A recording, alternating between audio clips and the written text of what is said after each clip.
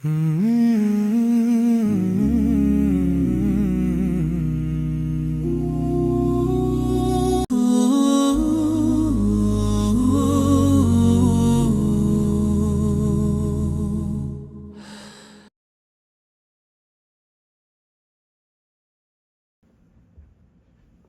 الحمد لله نحمده ونستعينه ونستغفره ونؤمن به ونتوكل عليه ونعوذ بالله من شرور أنفسنا ومن سيئات أعمالنا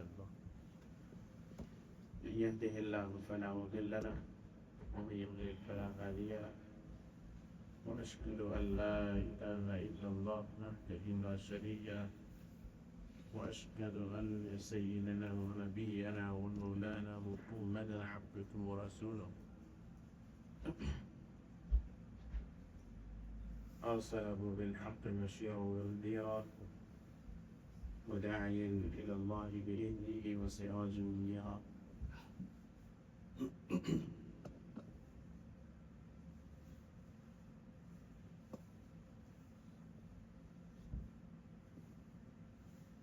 أما بعد فأعوذ بالله من الشيطان الرجيم بسم الله الرحمن الرحيم ربنا اغفر لنا ولإخواننا الذين سبقونا بالإيمان ولا تجعل في قلوبنا غلا للذين آمنوا ربنا إنك رؤوف رحيم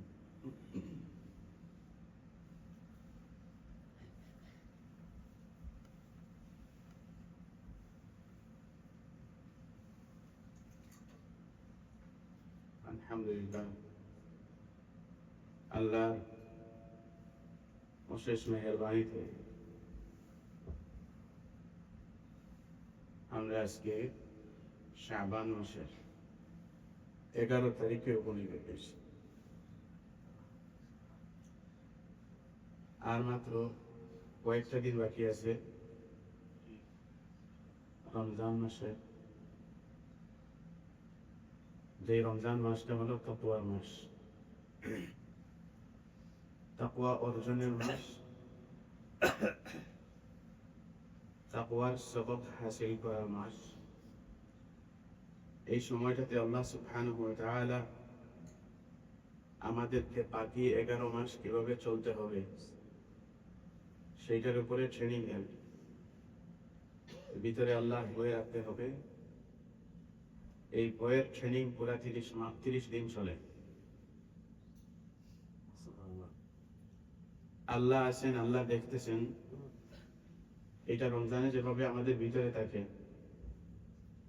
রমজানের বাহিরেও যাতে এইভাবেই থাকে। আল্লাহ শুধু রমজানে দেখেন এটা না, আল্লাহ সুবহানাহু ওয়া তাআলা হামেশা সবসময় দেখে, সবসময় শুনে। তো এই মেসেজটা যাতে আমাদের ভিতরে বসে যায়, এজন্য আল্লাহ সুবহানাহু ওয়া তাআলা আমাদেরকে 30 দিনের একটা ট্রেনিং দেন, কোর্স। আর তাকওয়া অর্জন মানে হলো ভিতরে আল্লাহর ভয়। আর ভিতরে আল্লাহ সুবহানাহু ওয়া তাআলার ভয়কে ফিট করার জন্য প্রথমে আমাদের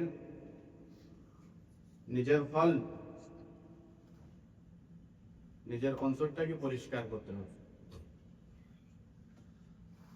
কোন একটা পাত্রে যদি আপনি ভালো কিছু রাখতে চান, তাহলে সেটা কি প্রথমে পরিষ্কার করে নিন। পরিষ্কার করার পর তারপরে ওই পাত্রে ভালো জিনিসটা রাখেন। আমাদের কলব এটা গুনাহে ভরপুর। আমাদের কলবের মধ্যে, আমাদের কলবটা হলো অসুস্থ। এই অসুস্থ কলবটার চিকিৎসা করতে হবে, এটাকে সাফ করতে হবে। আর এটাকে সাফ করার পর যখন রমজান মাস আসবে, তখন আমরা ভালো একটা তাকওয়া, আল্লাহ সুবহানাহু ওয়া তাআলার ভয় আমাদের ওই পাত্রের মধ্যে রাখতে পারবো, কলব নামক পাত্রের মধ্যে রাখতে পারবো।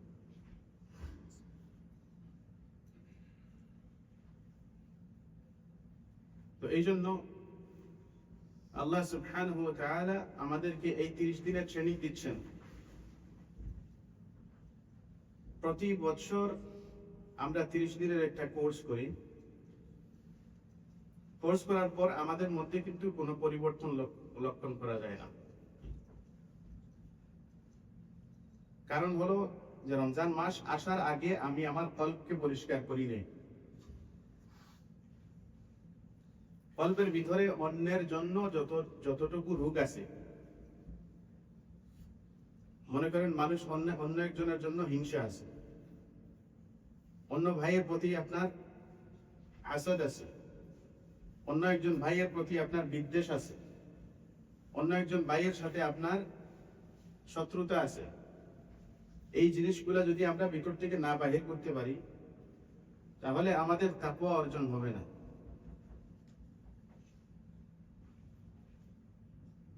একজন সাহাবী, উনি মসজিদে প্রবেশ করতেছেন। প্রবেশ করার সাথে সাথে রাসূলুল্লাহ সাল্লাল্লাহু আলাইহি ওয়াসাল্লাম কিছু সাহাবায়ে কেরামকে দিয়ে বসাছিলেন। রাসূল সাল্লাল্লাহু আলাইহি ওয়াসাল্লাম বললেন যে এখন যেই ব্যক্তি মসজিদে প্রবেশ করতেছে ইনি হলেন জান্নাতি। সুবহানাল্লাহ। দ্বিতীয় দিন আবার ওই ব্যক্তি, ওই সাহাবী মসজিদে প্রবেশ করতেছিলেন। রাসূলুল্লাহ সাল্লাল্লাহু আলাইহি ওয়াসাল্লাম বলেন যে এখন যেই মসজিদে প্রবেশ করতেছে ওই সেম সাহাবী বলেন যে এই সাহাবী যিনি প্রবেশ করতেছেন মসজিদে ইনি জান্নাতি। তৃতীয় দিন আবারও এরকম বলেন যে ওই সাহাবী, সেম সাহাবী মসজিদে নববীতে যখন প্রবেশ করবেন, রাসূলুল্লাহ সাল্লাল্লাহু আলাইহি ওয়াসাল্লাম বললেন যে এখন যেই ব্যক্তি প্রবেশ করবে সে ব্যক্তি হলো জান্নাতি। একজন ছোট্ট সাহাবী, ওই ছোট্ট সাহাবী উনি ভাবলেন যে উনি কি আমলটা করেন যে আমলের কারণে রাসূলুল্লাহ সাল্লাল্লাহু আলাইহি ওয়াসাল্লাম বারবার বলতেছেন যে এই ব্যক্তিটা হলো জান্নাতি। এটা জানার জন্য ওই ছোট্ট সাহাবী উনি গেলেন ওনার বাসায়। ওনার কাছে গিয়ে বললেন যে চাচা, আপনার বাসায় আমি 3 দিন থাকতে চাই, আমার বাসায় একটু ঝামেলা আছে, তো আপনার বাসায় কি 3 দিন থাকতে চাই। তো বললেন যে ঠিক আছে 3 দিন থাকো। আর এইটা ইসলামের একটা কালচার যে মেহমানকে 3 দিন রাখা সুন্নাত। বলুন ঠিক আছে 3 দিন চলে আসো। তো 3 দিন উনি কি জন্য গেছেন? ওই আমলগুলা দেখার জন্য যে কি আমল ওই সাহাবী করেন, যেই আমলের কারণে রাসূলুল্লাহ সাল্লাল্লাহু আলাইহি ওয়াসাল্লাম বারবার বলতেছিলেন যে এই সাহাবী কি জান্নাতি। 3 দিন থাকলেন, 3 দিন থেকে দেখলেন যে এখানে কোনো এক্সট্রা কোনো আমল নাই। মানে ওই সাহাবী এশার নামাজ জামাতে পড়ে ঘরে আসেন, সুন্নাত মোতাবেক উনি ঘুমাইছেন। তো উনি যখন ঘুমাইছেন ওই সাহাবী মনে মনে ভাবতেছিলেন যে মনে হয় তাহাজ্জুদে উঠবেন, কিছুক্ষণ ঘুমানোর পরে হয়তো তাহাজ্জুদের নামাজের জন্য উঠবেন, লম্বা কেরাতে তাহাজ্জুদ পড়বেন। প্রথম দিন দেখলেন যে না, কোনো সারা শব্দই নেই, ঘুমাইতেছে। পুরা রাত্র ঘুমাইছেন, ফজরের সময় ঘুম থেকে উঠছেন, আলহামদুলিল্লাহিল্লাযী আহইয়ানা বা'দা মা আমাতানা ওয়া ইলাইহি নুশুর বলে ওযু করে আবার মসজিদে নামাজে যাওয়া শুরু। তো ছোট সাহাবী উনি ভাবলেন যে হয়তো এই সাহাবী হয়তো আজকে অসুস্থ, এজন্য হয়তো উনি কোনো এক্সট্রা আমল করেন নাই। দ্বিতীয় দিনও দেখলেন যে সেম হালত, আরে এশার নামাজ পড়েই ঘুমাই যান, আবার ফজরের সময় উঠেন, কোনো এক্সট্রা আমল নাই। তৃতীয় দিনও দেখলেন যে একই হালত, এশার নামাজ পড়ে ঘুমান, ফজরের সময় উঠেন। তখন আর সহ্য হলো না। ওই সাহাবী জিজ্ঞেস করলেন যে আপনাকে, ওই সাহাবী বললেন যে আমার ঘরে কোনো সমস্যা নাই, কিন্তু আপনি বাড়তি কোন আমলটা করেন যে আমলের কারণে রাসূলুল্লাহ সাল্লাল্লাহু আলাইহি ওয়াসাল্লাম বারবার বলতেছিলেন যে আপনি জান্নাতি, বারবার বলতেছিলেন যে আপনি জান্নাতি।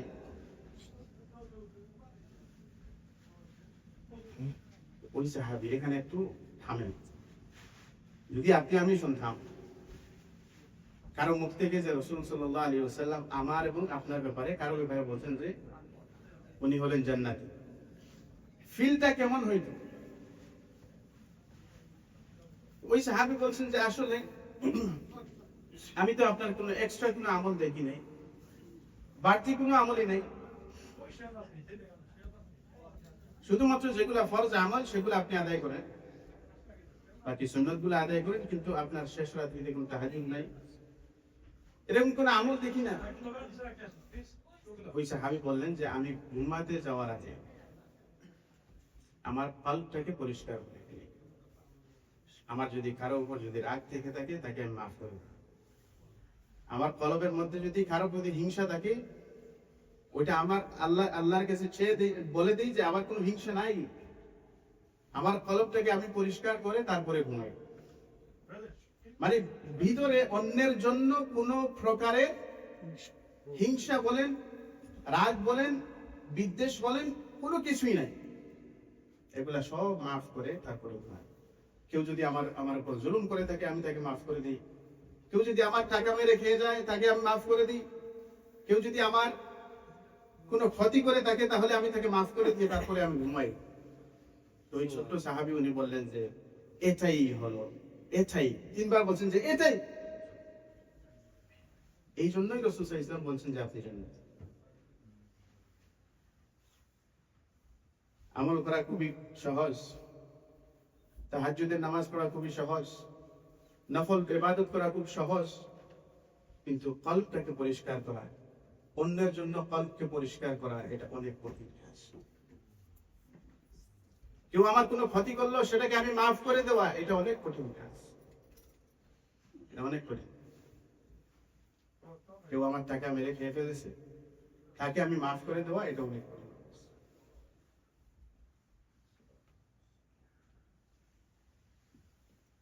রমজানের আগে হাদিসের ভাষায় বলা হয় লাইলাতুন নিসফ মিন শাবান, মধ্য শাবানের রাত। হাদিসের ভাষায় বলা হয় লাইলাতুন নিসফ মিন শাবান, আমরা বাংলাতে কি বলি?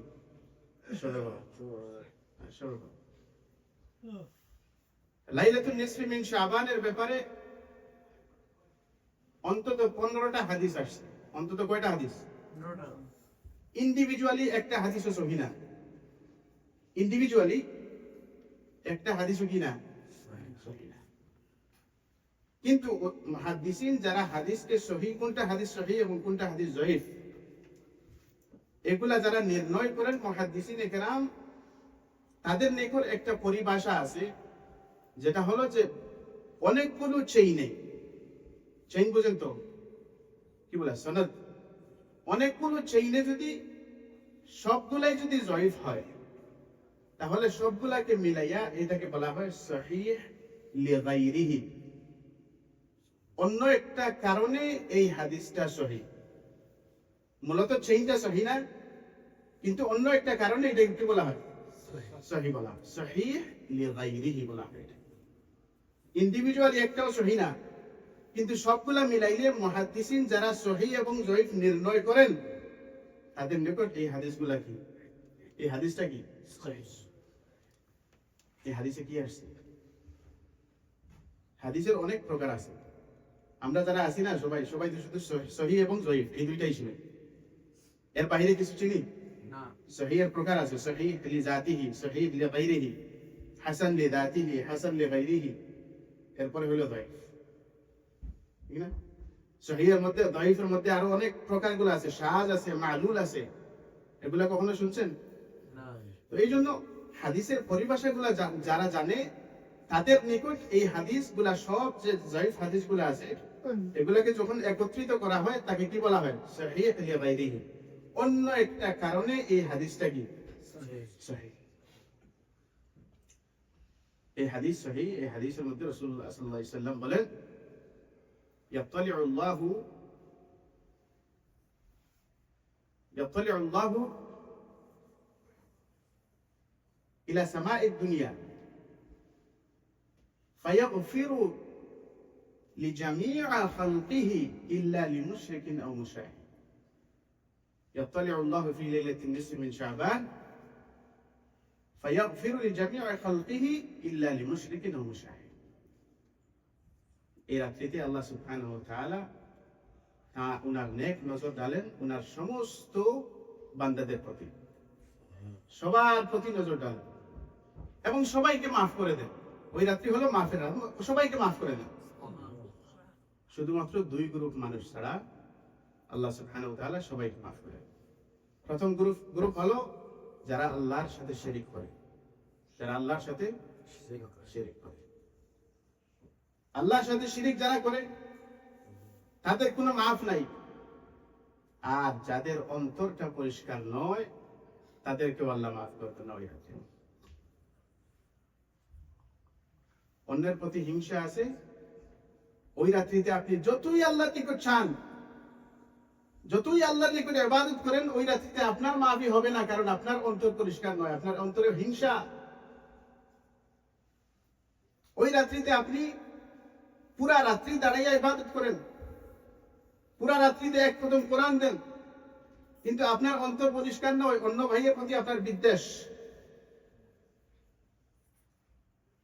অন্যের সাথে রিকনসিলিয়েশনের যদি আমাদের কোনো অবস্থা তৈরি হয়, তারপরও তার সাথে মীমাংসা করতে রাজি নয়, ওই রাত্রিতে আপনি যতই ইবাদত করেন সবগুলা কি বাদ, ওই রাত্রিতে মাফ করবেন। তো আমাদের অন্তরটা আসলে কি করতে হবে? পরিষ্কার হবে। অন্তরের ভিতরে অন্যের জন্য চিন্তা ফিকির না করে নিজের চিন্তা ফিকির করতে হবে। আমাদের দেশে একটা কথা আছে না, প্রবাদ বাক্য, যে নিজের আখের গোছা, নিজের আখে গোছা, নিজেরটার খবর নাই। যখনই আমি অন্যের দিকে আঙ্গুল একটা দেই, তখন বাকি কয়টা আঙ্গুল আমার দিকে থাকে? মনে করেন এটলিস্ট তিনটা তো আমার দিকে থাকে না, এটলিস্ট তো তিনটা আমার। প্রথমে আমার নিজের নফসকে পরিষ্কার করতে হবে। নফসের ভিতরে কোনো হিংসা রাখা যাবে না, অন্যের জন্য কোনো বিদ্বেষ রাখা যাবে না, কোনো রাগ বসে রাখা যাবে না। এবং সিলা রাহমি, যেই রক্তের সাথে আল্লাহ সুবহানাহু ওয়া তাআলা আমরা চেয়ে আসছিলাম যে আল্লাহ এই ফ্যামিলিতে আমাকে পাঠান, যেই ফ্যামিলিতে আমরা জন্মগ্রহণ করেছি, আমরা কি আল্লাহর নিকট চেয়েছিলাম, দরখাস্ত পেশ করেছিলাম যে আল্লাহ আমাকে ওই ফ্যামিলিতে দেন? আল্লাহ সুবহানাহু ওয়া তাআলা উনি চুজ করে দিয়েছেন এই ফ্যামিলিতে। ওই ফ্যামিলির যেই রক্ত সম্পর্কীয় আত্মীয়গুলা আছে, তাদের সাথে যারা রক্তের সম্পর্কীয় আত্মীয়গুলা, যাদের সাথে ওই সম্পর্কটা বিচ্ছিন্ন করে ফেলে, আপনি রাত্রিতে সেজদা দিয়ে পুরা রাত্রি সেজদাতে থাকলেও ওই রাত্রে আপনার মাফ হবে।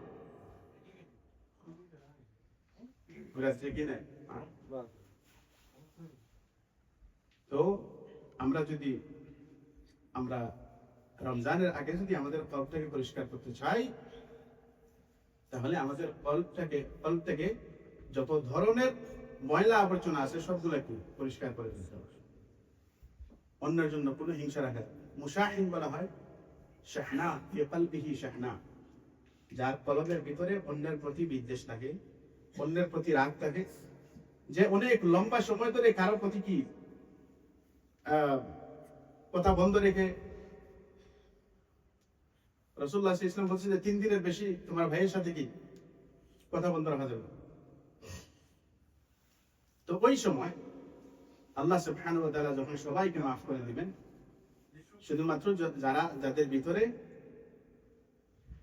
বিদ্বেষ আছে, হিংসা আছে, তাদেরকে মাফ করবেন না, এবং যাদের কথায় কাজে কর্মে শিরিক পাওয়া যায়, তাদেরকে আল্লাহ সুবহানাহু ওয়া তাআলা কি করবেন না, মাফ করবেন।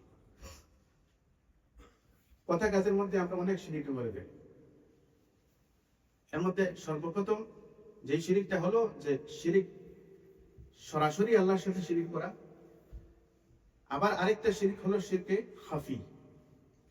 তার মানে হলো, একটা উদাহরণ আমি আরো বারবার দিয়েছি জুমাতে, যে একটা সেজদা দিয়েছেন আপনি আল্লাহর জন্য, এবং দ্বিতীয় সেজদা যখন দিবেন তখন দেখছেন যে অন্য একজন আপনার দিকে তাকাচ্ছে, তো আপনি কাজটা ভালোই করছেন, আমল করছেন ঠিকই, কিন্তু দেখানোর জন্য, অন্যকে দেখানোর জন্য। এটাকে বলা হয় রিয়া। রিয়া হইল শিরক। অন্যকে দেখানোর জন্য আমল, এটাও শিরক। এরপর আরো অনেকগুলো শিরিক আছে, আপনাদের কথায় কথায় বলে দিই যে আপনি না থাকলে তো আজকে আমি মরেই যেতাম। আপনি না হলে আজকে আমি কি মরেই যেতাম। ভালো ড্রাইভার ছিল, ভালো পাইলট ছিল, আর না হয়তো আজকে আমরা কি ক্রাশ করে ফেলতাম, আর না হয় অ্যাক্সিডেন্ট করে ফেলতাম। এটা না বলে কি বলা প্রয়োজন? আল্লাহ বাঁচানোর মানে আল্লাহ। আল্লাহ বাঁচাইছেন, আল্লাহ ওসিলা বানাইছেন ডাক্তারকে, কিন্তু বাঁচানোর মালিক আল্লাহ।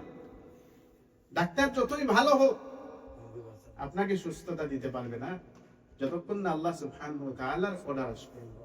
আল্লাহ বলবেন যে সুস্থ হওয়া, সুস্থ হয়ে গেছে।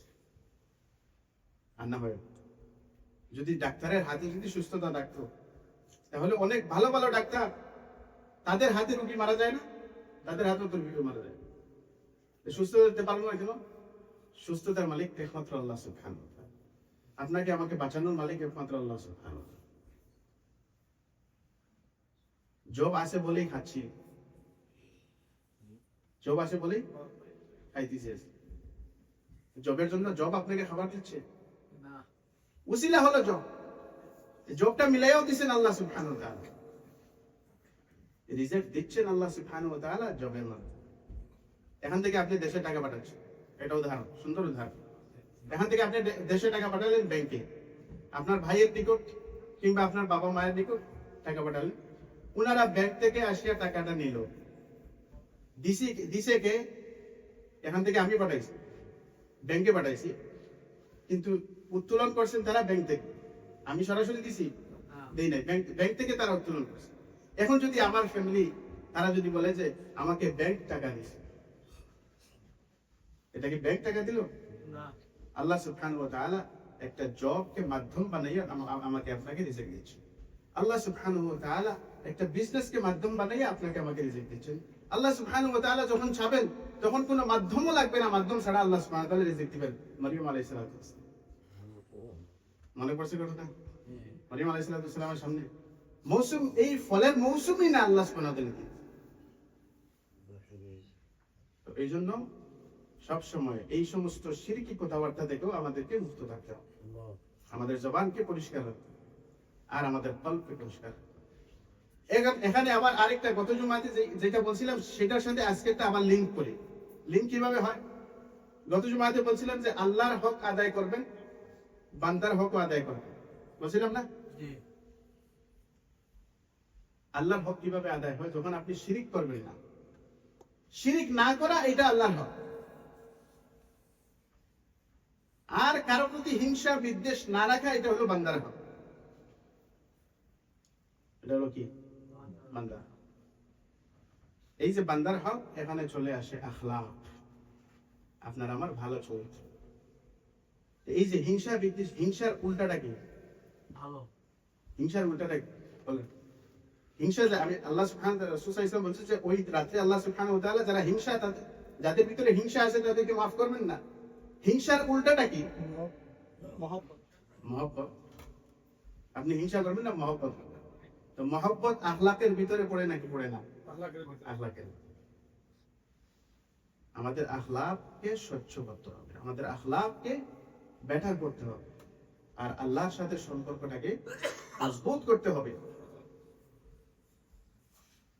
ইবাদতের ক্ষেত্রে শুধুমাত্র আল্লাহর জন্য, মুআমালাত মুআশারাতের জন্য আমাদের আখলাক হবে মাধ্যম, আখলাক হবে। এই জন্য আমাদের যে সময়টা আসতেছে, আরেকটা গুরুত্বপূর্ণ জিনিস হলো এই মাসের শাবান মাসের 13, 14, 15, 13, 14, 15 এই তিনটা রোজা যদি এমফেসাইজ করতেছে যে যদি কোনো অসুবিধা না হয় তাহলে এগুলা রাখেন, এই তিনটা রাখেন, এবং শাবানের বাকি যে দিনগুলো আছে সেইগুলোতে রোজা রাখেন। প্র্যাকটিস শুরু করা হোক আগ থেকে।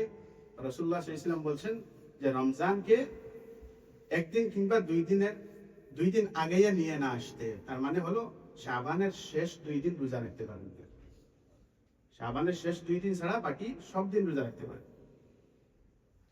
তা আবার একটা ফিতনা চলে আসে না যে শবে বরাতে রোজা রাখা যাবে কিনা, শবে বরাতে রোজা রাখা যাবে কিনা, এই প্রশ্ন আর আসবে। 13, 14, 15 যদি আপনি সুন্নত রোজা রাখেন, সুন্নত আইয়ামে বিয়দ, এই 3 দিন যদি আপনি রোজা রাখেন, তাহলে 15 তারিখেরটা নিয়ে মারামারি করার কোনো প্রয়োজন আছে? 3 দিনই রোজা রাখেন, এটা তো সুন্নত। যখন সুন্নত ছেড়ে দিবেন তখন বেদাত নিয়ে মারামারি হবে। যখন সুন্নত যখন এই একটা জায়গায় সুন্নত রাখা আছে, এই সুন্নতটা যদি আপনি আমি উঠাইয়া দিই, এই জায়গাটা দখল করবে কে? ঠিক না? এই জন্য সুন্নতের আমল হলো 3 দিনই রোজা, 13, 14, 15 এবং 15 তারিখ হলো, 15 তারিখ কি বার পড়ে? মঙ্গলবার। হ্যাঁ, মঙ্গলবার। তো আমরা রোজা রাখবো ইনশাআল্লাহ 13, 14, 15, তার মানে হলো সানডে, মানডে এবং টিউসডে। সানডে, মানডে এবং টিউসডে। আবার কোয়েশ্চন আসে, অনেক কোয়েশ্চন আসে। এই যে গত 3-4 দিন থেকে শুধু এই কোয়েশ্চন গুলাই পাইছি।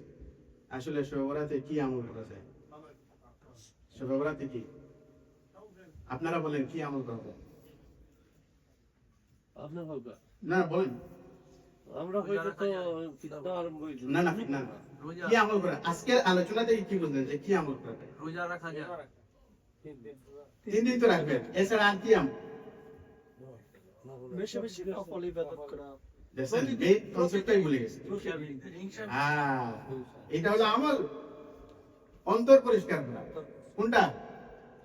অন্তর পরিষ্কার করা। এটা লাইলাতুল নিসফি মিন শাবান, শাবানের মধ্য, শাবানের রাতের সবচেয়ে বড় আমল হলো শিরক থেকে মুক্ত থাকা এবং অন্তরকে পরিষ্কার করা। এবং এই রাত্রিতে যেহেতু আল্লাহ সুবহানাহু ওয়া তাআলা অনেক মানুষকে তিনি মাফ করে দিবেন, সেজন্য আমাদের উচিত ওই রাত্রিতে ইস্তেগফার করা, বেশি বেশি আল্লাহর নিকট দোয়া করা যে আল্লাহ যাদেরকে আপনি মাফ করতেছেন তাদের সাথে আমাদেরকেও শরীক করে নেন, যাদেরকে মাফ করতেছেন তাদের সাথে আমাদেরকেও শরীক করে নেন। ঠিক? তো এই জন্য আল্লাহ সুবহানাহু ওয়া তাআলার নিকট আমাদের বেশি বেশি দোয়া করা দরকার। আল ফাকিহি নামে একজন বহুত বড় মুহাদ্দিস ছিলেন, আল ফাকিহি আব্দুল্লাহ ইবনে আল ফাকিহি।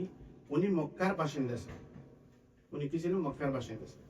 মক্কার বাসিন্দা উনি বলছেন যে, উনিও বলছেন, এবং শেখ তাকিউদ্দিন ইবনে তাইমিয়া রাহিমাহুল্লাহ উনিও বলছেন যে এই রাত্রিতে সালফে সালেহিন যারা আছে তারা ইন্ডিভিজুয়ালি কি ইবাদত করেন, ইন্ডিভিজুয়ালি ইবাদত, যার যার ইবাদত করেন।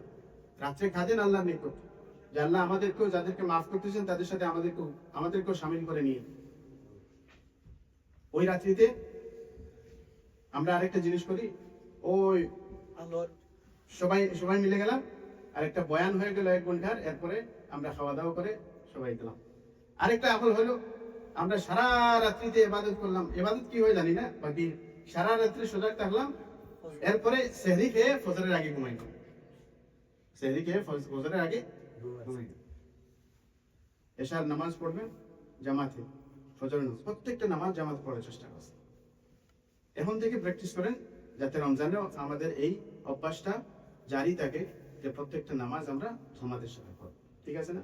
তো জামাতে ফজরের নামাজ পড়েন, আল্লাহ সুবহানাহু ওয়া তাআলা পুরো রাতে ইবাদত করার সওয়াব দিয়ে দেন। এশার নামাজ জামাতে পড়েন, ফজরের নামাজ জামাতে পড়েন, পুরো রাতে ইবাদতের সওয়াব আল্লাহ সুবহানাহু ওয়া তাআলা দিয়ে দেন। রাসূলুল্লাহ সাল্লাল্লাহু আলাইহি ওয়াসাল্লামকে আল্লাহ সুবহানাহু ওয়া তাআলা বলেন যে আপনার আগের পিছনের সমস্ত গুনাহ মাফ। তো রাসূল সাল্লাল্লাহু আলাইহি ওয়াসাল্লাম সারা রাত্রি ঘুমাইছেন, কারণ উনার তো সব গুনাহ মাফ। উনি সারা রাত্র ঘুমাইছেন। উনি ঘুমাইছেন সারা রাত্র? না। আয়েশা রাদিয়াল্লাহু আনহা জিজ্ঞেস করলেন যে ইয়া রাসূলুল্লাহ, আপনার আগের পিছনের সমস্ত গুনাহ মাফ, তারপরেও আপনি কি কেন ইবাদত করেন এত লম্বা? আপনার পাগুলো ফুলে যাচ্ছে। যখন রুকুতে যান তখন মনে হয় যে রুকুতেই থাকতেছেন, উঠার কোনো কথা নেই। যখন সিজদাতে যান তখন মনে হয় যে আপনি ইন্তেকাল করছেন।